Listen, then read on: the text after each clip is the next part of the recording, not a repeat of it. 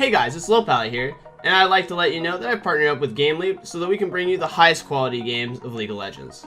The guide you'll be watching today is just one of many that we're currently working on making together. Check out GameLeap in the description below, and let me know what you like. Now, let's get started. This patch, for the most part, hasn't adjusted pretty much any of the champions, just some minor tweaks to a couple of champions, including Zyra's plant, so there weren't too many changes in terms of power level of most of the champions. So we'll just jump into number 5, which is going to be Nami. Now, Nami comes in at number 5 just because of her accessibility and her abilities to kind of neutralize a lot of bad matchups. Just because the sustain is really reliable, easy to use, and since the bubble also gives you a lot of kill potential in lane, you have a lot of opportunities to not only kill people, but you can also just have bad matchups where you're just sustaining up and just scaling and defending your ADC. Since AD carries right now are currently very important to protect in most team fights, and Nami pairs well with almost all of the champions that are currently being played, like Vayne, Kai'Sa, Lucian, etc. She just does a pretty good job of doing the jack of all trades. Sustains well, CCs reasonably well, and can kind of carry lanes if you're hitting your bubbles quite frequently. So jumping into rune setups, there's going to be 2 different rune setups that we're looking at. The first one is my personal favorite, and the rune setup I mostly run in most situations. It's going to be Airy. After that, we're going to be optioning into Mana Flow Ban and then Transcendence. I've liked Transcendence as of recently since the Absolute Focus nerfs, just because of the fact that it's always guaranteed AP when you overcap on CDR, and until then it's always guaranteed CDR to kind of curve out your build a little bit better. Although it takes a little bit of time to come online since it takes some time to hit level 10, I found that Absolute Focus doesn't give me that much more pressure in lane, so the extra ability power is pretty negligible. After that, for the most part, I take Gathering the Storm, just because I'm not a big fan of Scorch since you're not constantly poking and trading nearly as frequently on Nami. But you can opt into Scorch if you want to have a lane bully, or you feel like you can win the lane quite hard and Scorch will get you there. After that, you either deviate between the Resolve Tree secondary with either Conditioning / Bone Plating, but I like Conditioning personally since I think Bone Plating comes off too easily and tends to not mitigate that much damage, especially in poke matchups, and then Revitalize is the second part. The other option you can do is the Inspiration Tree, where you can go Biscuits, which will just solve some of your mana problems and general sustain issues in the early stages while you're building at Mana Flow Ban. And then I've been liking Cosmic Insight since the nerfs to the boots. I think that now that the boots take 12 minutes, it just sometimes has situations where maybe you're not being involved in a lot of kills, and you run into a lot of issues where you can just not have boots for a full 12 minutes or even like 11 minutes in some cases, since the duration is reduced by 45 seconds now. So I've been opting into Cosmic Insight, and I found that I like this a lot. The other rune setup we can be running is Guardian. Now this page is more ran for situations where maybe you're against like a Nautilus, a Thresh, an Alistar, and you're scared of getting all in and you're not going to be poking quite as frequently and auto attacking. So we're going to be taking Guardian. And then I've been a big fan of Font of Life just because I like the interaction with slowing people and just having extra healing. The numbers on this will be relatively low, but I like it, especially if you intend on building Ardent, because when your ultimate is going across them, or if you hit a bubble, then your teammate can hit the player, proc Font of Life, which technically is you healing them, which then procs Ardent. So it means that you don't have to dump your heal nearly as much to just roll the Ardent buff on people. After that, like I've said before, I'm a big fan of Conditioning, but you can take Bone Plating and lane matchups where they're going to all in you, and it's not going to get randomly bounced off. This is completely acceptable. And then we're going to be running Revitalize for that extra healing and shielding. After that, we're just going to be opting into Sorcery and just going the Mana Flow Band and Transcendence. If you don't like this page, then what you can do is just switch it over to Inspiration with the Biscuits and 5% CDR from Cosmic Insight. They're both completely fine and mostly personal preference. So jumping into build paths, you can go Coin or Spell Thieves on this champion. Most of the time I recommend Spell Thieves, but in situations where maybe there's multiple long range champions and you're not going to be able to trade quite frequently or hit the turret, so an example of this is maybe your Nami versus like Lux and Ezreal, or just 2 long range champions that are just going to kind of space you out, Caitlyn, Morgana, etc. Then opting into Coin has been a really good secondary that I've liked, and it keeps you just generating income, and it's very good for you. After that, boots are mostly the world is your oyster in this case. A lot of times I just like Lucidity just because it gives me early power levels in terms of just getting me closer to 40%. On top of that, since I run Transcendence quite frequently, then eventually it just gets converted over into 20 AP, which is definitely reasonable. Since I don't really like Moby Boots and I don't roam a lot, but you can make a case for Moby Boots if you move around a lot more, or you just want to be in certain situations a lot faster. After that, I always recommend going to Athene's first, not Ardent. The reason for this is Athene's has a lot more power pushed into it because of how your kit works. using your W, you're always guaranteed to be splashing damage on people. And since you can store up to 150, 200 extra healing, if you just look at the base numbers on your heal, which can go up to like 180 to 200, that means that it's almost an extra 100% efficiency on big heals. And you can't really get the equivalent AP numbers on this on pretty much any other item. So it's just really cost efficient, very powerful, packs a lot of punch, one tier item. On top of that, Ardent isn't very good to rush because it's based on player level, and since if you're getting this as your first item, your player level is relatively low, I prefer to get this as my second item. After that, it's kind of just whatever you want. Since Nami does actually have really good AP ratios, I sometimes tend to build Nami with a Tear of the Goddess early, just as a personal preference. Don't recommend it to everybody. It's mostly, what you like and how spammy you are. But then, because I run Transcendence, I just go back after the Athenes and Ardent, and I finish the Archangels, which is a completed tier, and then I get Death Cap. Now, the reason why I don't get items like Redemption is because I just don't feel like it goes great with her kit, and her AP ratios are very, very powerful. But Redemption is totally a completely optional thing if you'd rather get that on this champion too. Things I don't recommend getting are things like Locket. Since you don't build pretty much any health on this champion, just don't be building items like this, as it's not going to be very valuable. You can also find niche times where Mikhail's is also a reasonable thing if there's a lot of crowd control to get your teammate out of it. Jumping into number 4 is going to be Thresh. Now, the reason why Thresh is so powerful still is just because there's a huge emphasis on laning phase and being able to snowball. If your AD carry is a lot stronger than theirs, then you're just going to have a lot more damage output. Plus the fact that Thresh is a pretty much extremely versatile champion that can play both aggressively and defensively because of Lantern. He just has a lot of versatility and power levels in lane. On top of this, because of the fact that he can Lantern gank at all times, he just has a lot of implied pressure and really easy gank setup. On top of that, you can carry really hard with this champion because you're not only tied to your lane, but your roaming potential is very, very powerful. Because of this, he comes in at number 4. So, jumping into rune setups, we're still going to be running Aftershock even after the adjustments. I found that pretty much no other rune makes any sense. You can run Guardian, but I pretty much don't think it's that good, and I think it's a noob bait. So we're just going to be jumping into the setup that I have for Aftershock. So, obviously running Aftershock, and then the top one is mostly up to you.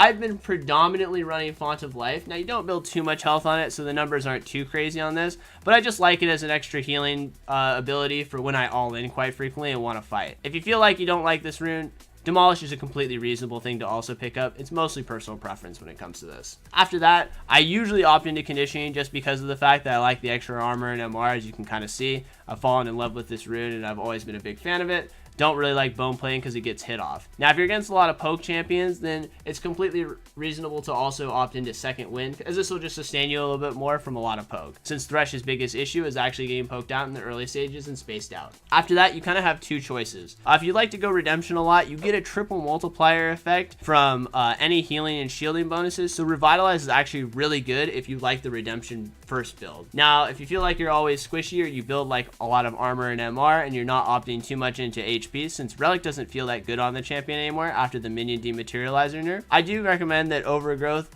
is actually pretty good, so they give you about 150 extra health. After that, I've still been going for the most part Inspiration. Now, personal preference, I don't really like Hextech Flash because I don't utilize it very well, but I think most people would recommend you end up going Hextech Flash and Biscuits. You can also switch over to a Stopwatch if that suits you well, but for the most part, the rune sage I run is Biscuits and Cosmic Insight because I just like the extra CDR between everything, and I don't really use Hextech Flash very well. So, jumping into itemization for this champion is going to be as follows. Usually you want to get your tier 3 GP10 item in this case. So, for the most part, I go coin. The reason for this is it's just really hard to get relic stacks, especially in the mid game. And since Minion Dematerializer, as I've explained, has only 3 stacks now, you can't get all of the cannons from just Minion Dematting. So, because of this, I just go coin pretty much exclusively. And I upgrade it as fast as I possibly can with Moby Boots weaved in between.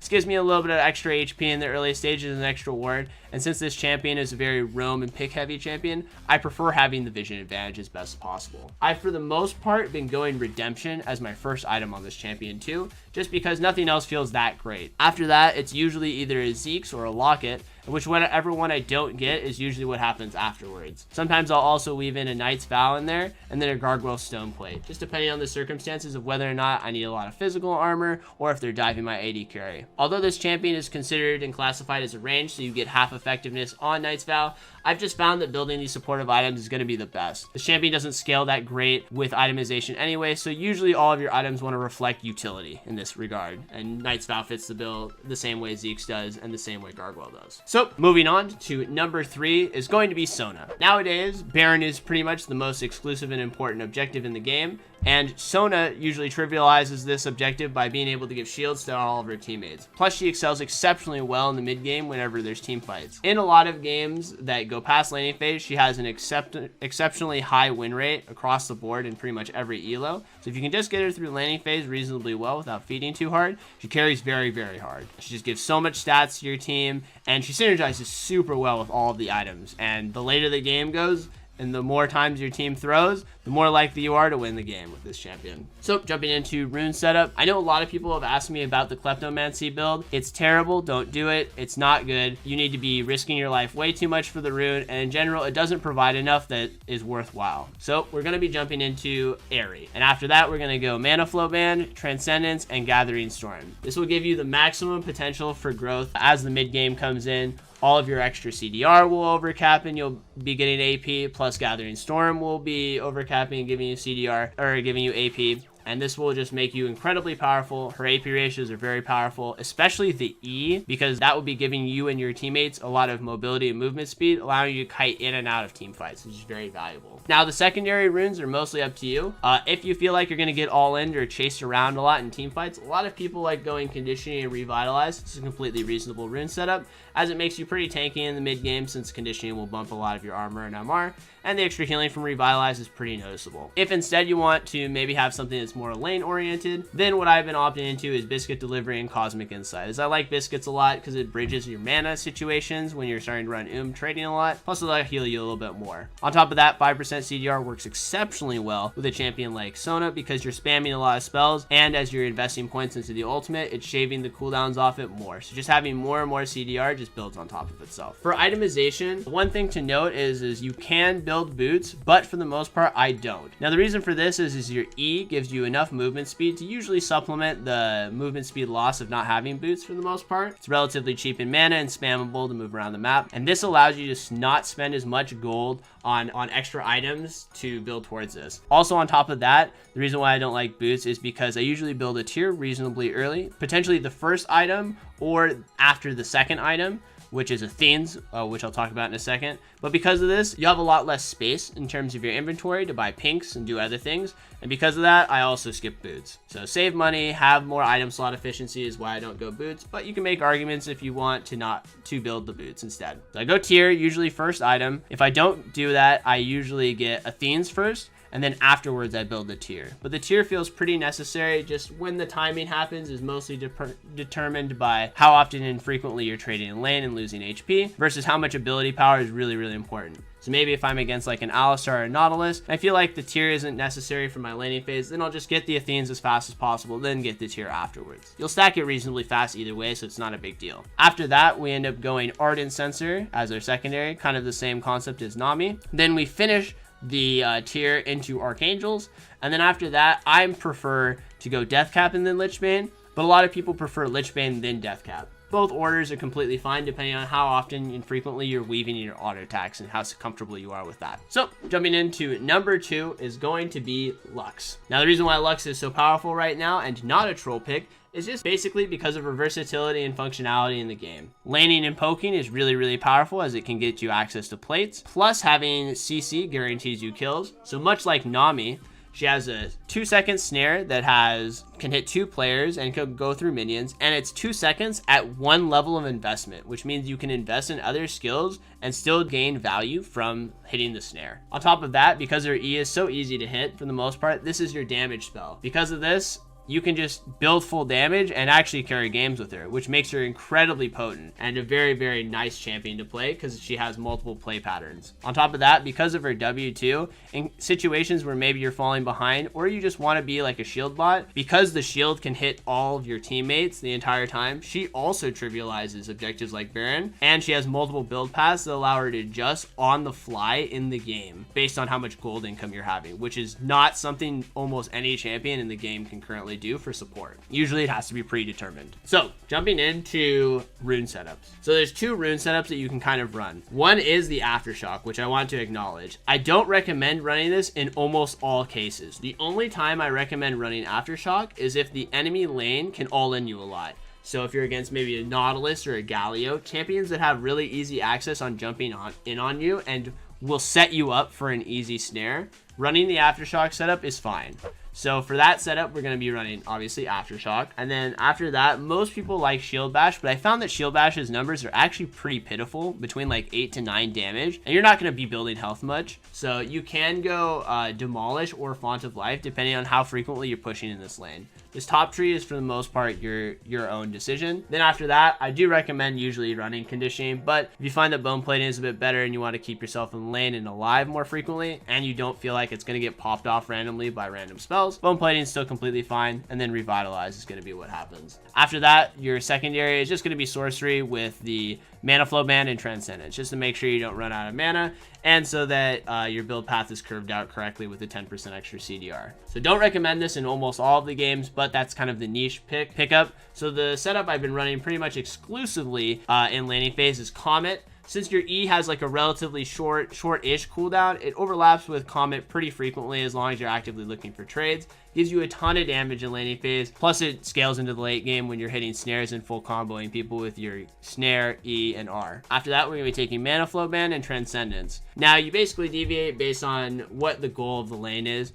Gathering Storm will always guarantee you the most AP, and it's completely fine to go. But since the Scorch buffs, I've been mostly running Scorch, and I've been pretty satisfied with how much damage it's doing in laning phase. After that, I run Inspiration, where I get Biscuits and 5% CDR. Once again, I really like Biscuits in a lot of situations because it bridges the mana issues that you could potentially encounter while playing aggressive between like the 3 to 5 minute mark in laning phase before you've completed your Mana Flow Band and upgraded your Spell Thieves. So, talking about itemization. So there's two ways, and one of the reasons why I really love this champion, to approach itemization. Number one is utility. So the utility build is really simple. Since you're running Transcendence, I usually get Lucidity Boots as fast as possible, get my tier 2 Spell Thieves, and then after that, I go Athene's Ardent, just because you're always dealing damage, even if you don't have a ton of points invested in it, and it just allows you to heal and cycle spells really well. Plus, it gives you extra ability power from all of your mana regen that's converted over. And then Ardent's obviously a given because you're shielding people. You can potentially shield all 4 of your teammates, so it's just a really efficient item. After that, I usually like Death Cap just because your AP ratios are absolutely insane on that champion.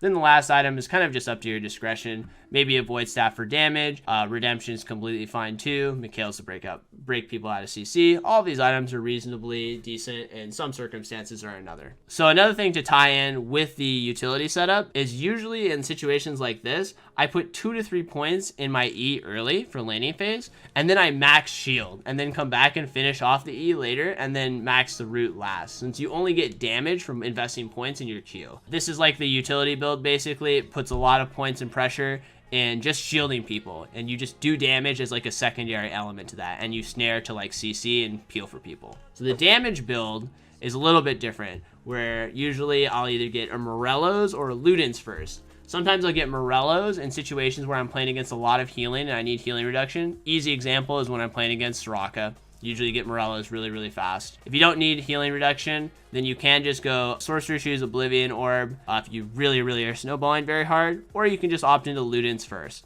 These are all completely fine build paths. After that, I get Death Cap, Void Staff, and then maybe my last item can also be a Morello Nomicon too. Or sometimes in cases where I feel like I do more than enough damage, my last item is just an Athene. Since you're doing so much damage, converting your shields to also heal feels really, really powerful in this situation. And for skill build for this, usually I max the E first all the way to 5. We have 1 point in our W. And then if you really feel like you can one-shot people, then you max the Q second because it's going to give you more damage on your burst cycle.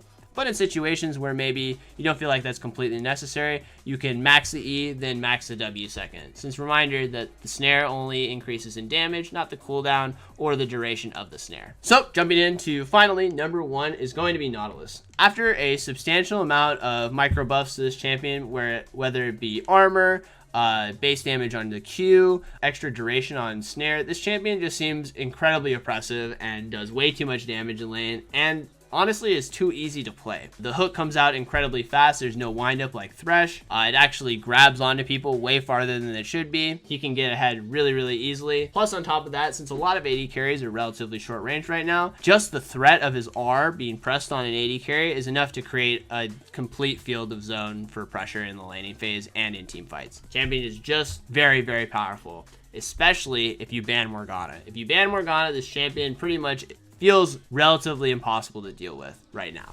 So jumping into runes, we're going to be running Aftershock, and then after that, Font of Life. I exclusively like Font of Life because I usually build Zeeks, and since both your E Riptide and your Zeeks going off will proc Font of Life around you, it just gives so much healing and extra potential in the laning phase and in team fights that I just prefer this over everything. I've never been that big of a fan of Demolish, but if you don't really like Font of Life or you don't do a build path like this, Demolish is okay, but don't go Shield Bash. Shield Bash's numbers are just bad. They're just pitifully low, and it's not worth investing a rune into it. After that, I go Conditioning because I just want to be as tanky as possible. And then we take Overgrowth just to get extra HP from killing all the minions from our relic. After that, I like to still run Minion Dematerializer and then Cosmic Insight. The reason why I like Minion Dematerializer, even though it's down to 3, is because I don't want to be put in situations where I have to take huge trades or get poked a lot to get access to those cannons. So anytime I'm in situations like that, just having the Minion Dematerializer feels really good. Plus, I've tried Biscuits. For the most part, you don't have too many mana problems with this champion, and I found that if you're already low enough to get good value out of the Biscuits, you're screwed most of the time anyway in the laning phases. You're usually out of potions. Not a fan of it.